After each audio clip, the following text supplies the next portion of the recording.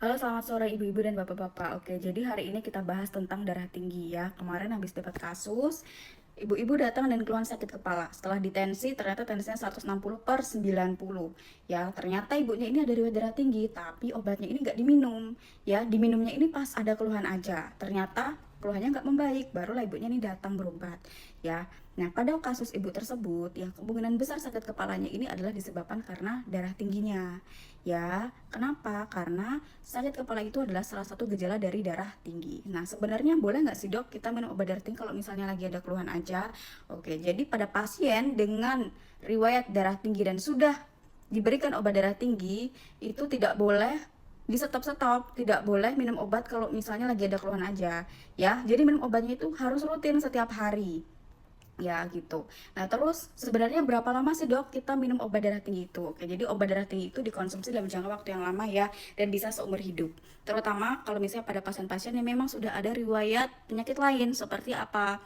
Sudah ada stroke, sudah ada kencing manis ataupun penyakit ginjal ya gitu. Jadi nggak boleh di stop-stop karena pembuluh darah pada pasien yang hipertensi itu pembuluh darahnya kaku, dan obat darah tinggi itu bikin si pembuluh darahnya ini lebih stabil lagi, lebih nggak kaku. Jadi kalau misalnya di stop itu kaku lagi. Akibatnya apa? Nanti tensi bisa naik gitu ya.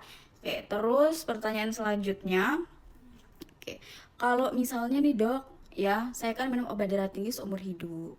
Itu aman nggak sih dok? Soalnya kata tetangga saya itu bisa merusak ginjal. Nah, ini juga pertanyaan yang banyak ditanyakan dan merupakan salah satu faktor kenapa orang dengan darah tinggi itu nggak mau minum obat. Ini karena desas-desis itu ya. Oke, jadi obat darah tinggi itu tidak merusak ginjal, tidak merusak hati, tidak merusak jantung. Justru yang merusak ginjal, hati, dan jantung itu adalah nggak minum obat darah tinggi, ya, karena bisa kena komplikasinya.